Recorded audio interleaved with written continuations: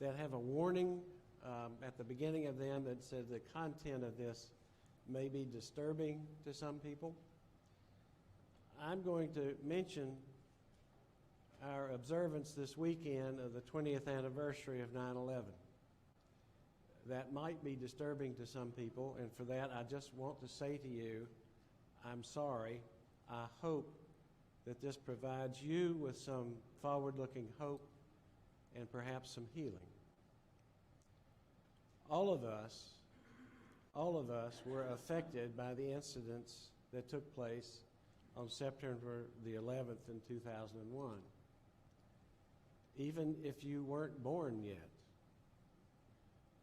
the effect on your life and the way you live it out has been determined by our response to the horrible tragedy, the violence that was suffered on September 11th. On this Sunday, we will remember in our prayers the incidences around this and try to step forward. For right now, I want to mention the lessons that we have before us, and in this context, provide some hope. The letter of James, which we're reading right now in this series, is an instructive letter into the manners of living out a Christian life.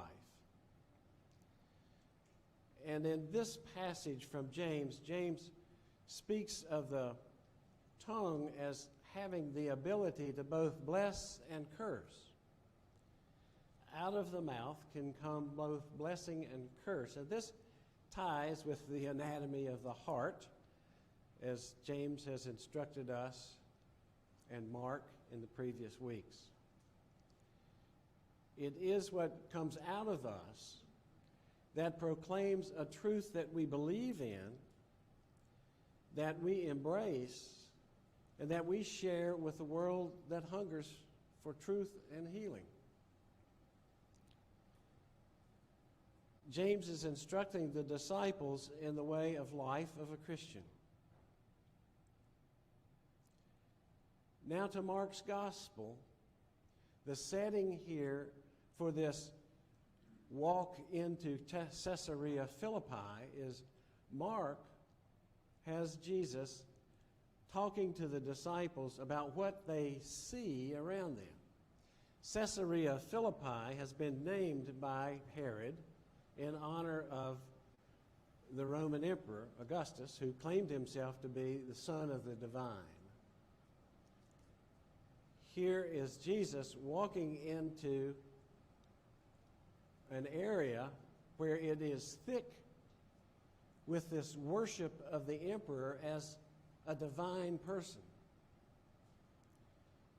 Jesus casts the question, who do you say that I am in this context? Eventually, the answer comes out that he is the Messiah, the leader, the one who will deliver Israel.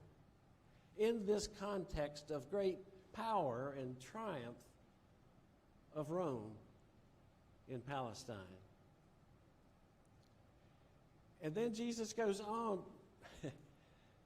to tell them how a disciple carries about this mission of God. And you got to say, this is no way to raise an army. First of all, the leader's going to be killed, sacrificed, and secondly, they're coming to get you too. You're going to have to bear a cross. It is not easy. Now, if Jesus was trying to raise an army out of these farmers and fishermen and people who just struggle day to day to eat, provide for their livelihood, he didn't get the message across to raise an army. What Mark is having us understand is that to be a Christian, to be about the mission of God, is different. It is totally different.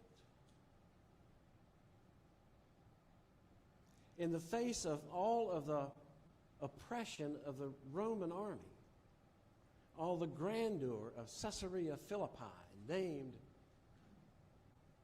in honor of a Roman prelate, who do people say that I am? Who do you say that I am? That question did not end there. It continues on for us over 2 millennia. Who do we say Jesus is?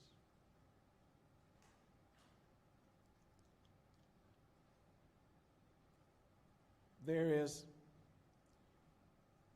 a teaching that Mark has for us to understand, and James has for us to understand, that says being a Christian is different. A scalpel, very sharp medical instrument used to bring about healing and good surgery, can wound you. Like your tongue can be blessing or curse. A hand can be used to strike, or it can offer welcome, hospitality, and food. We're in the business this weekend of remembering 9/11 and all that came with that, but also in recalling who we have become, what we are, how we have become that, and what is our reaction.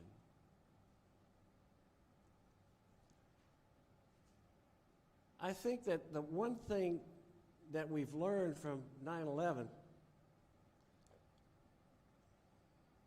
well, there's a lot that we've learned, but one thing that we've learned from 9/11 is the fragility and suddenness that life can throw at us that is so uncertain, that can just turn us around and change our lives like that.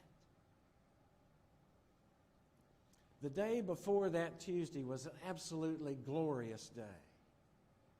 The life of this country was perking right along. We were just doing fine. And the weather in New York was one of those crisp, beautiful days in New York that if you've ever lived in New York, and some of you have, and been there in the fall and you had one of those days where it's like, yeah, this is being alive.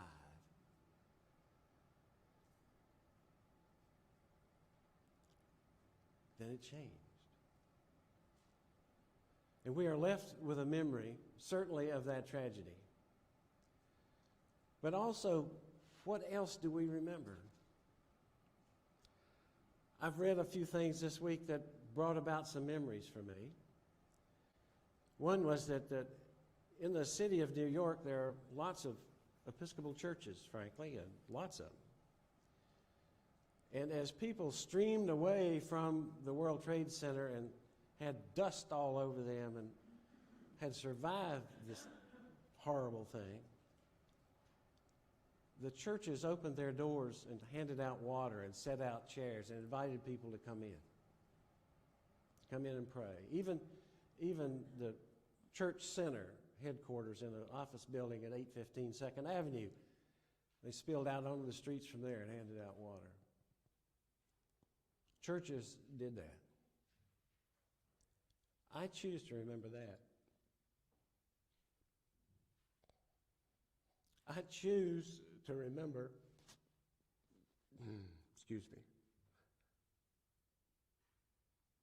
300 and some firefighters who walked into it rather than run away from it. I choose to remember in a story that was given to us in a documentary that we watched this weekend, I choose this. There was a fellow who worked for a firm up in the World Trade Center. I don't know which tower. I think it was the second tower, South Tower. And they were told to go back in the tower. It's okay. First tower is in bad shape, but the second tower is okay. Go back to work. He had gone up to where he worked and realized this is no fit place to be. Got the group together to leave. This is a quick story, I promise. Got the group together to leave. They were going down the staircase. They encountered a group coming up the staircase. They said, no, we're going up. We're not going down. We're going up. They're having this debate in the staircase. The fellow had a flashlight, and he left them. He didn't want to argue with anybody. And he heard this fellow calling out in the room where they had landed, on this landing. And he looked for the guy, and the guy kept talking because he saw the light coming to him. And he went over, and he pulled him, helped pull him up over something that had fallen on him. He couldn't get out from under it. And helped pull him out of it. And the man that just came out of this, from under this wall, hugged him and kissed him. He said, "You're my brother." He said, "Okay, we're brothers." And they both had injuries on their hands, blood injuries, and he held his hand and said, "Okay, we're blood brothers now." He said, "I love you. You've saved my life." Well, there's still 70 floors in the air. So they went back to the landing. And the man said, "My friends all went upstairs. I don't think that's right. I don't know what's below us, but I'm going down." And he stepped down, blindly stepped down. And he and this man survived. And to this day, these two men who didn't know each other are brothers. I choose to remember that.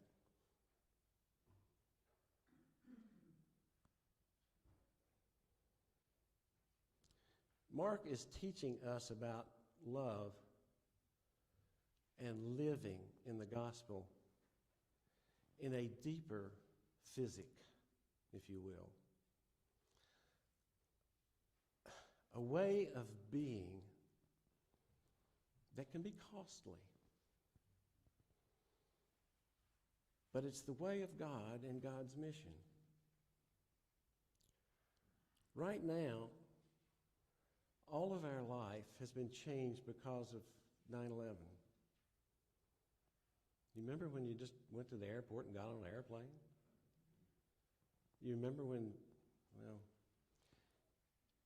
all of that's changed. What do we remember? And how are we shaped? And what do we choose to make of what we've learned from this horror? Right now, we're wrapped in the pandemic. And for the last almost 2 years, but certainly a year and a half, we have been engrossed in not knowing anything except there's a great danger out there that is silent, subtle, and can be deadly. It's creepy. And we're here in our small way trying our best to protect ourselves from that. And wherever you go, I hope you're protecting yourself. And in spite of what you might have seen at lots of ball games this weekend, people are still scared to death and protecting themselves, and we want to protect ourselves here. What do we choose to learn and remember from this? I think we're going to learn something about gospel goodness. And I pray to God we're going to learn something about God's grace.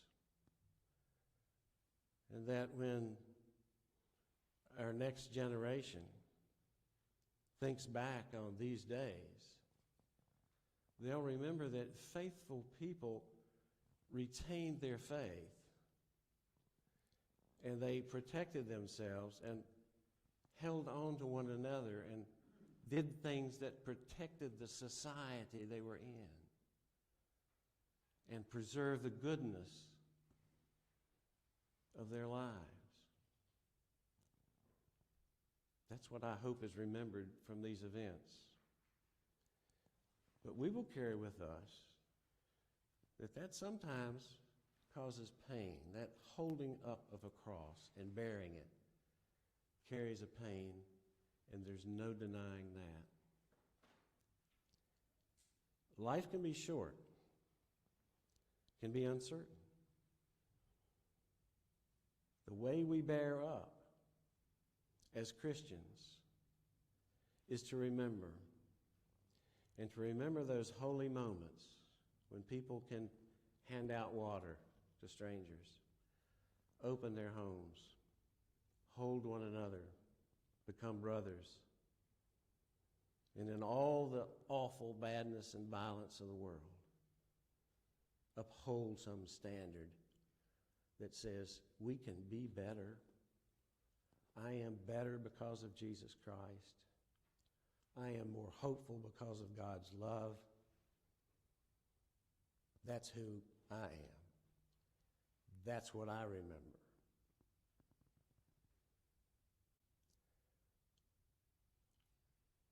I hope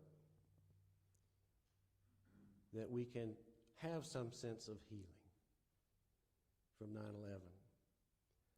I pray that as we survive, as we will, this pandemic, we will remember in a faithful way, in a hopeful way,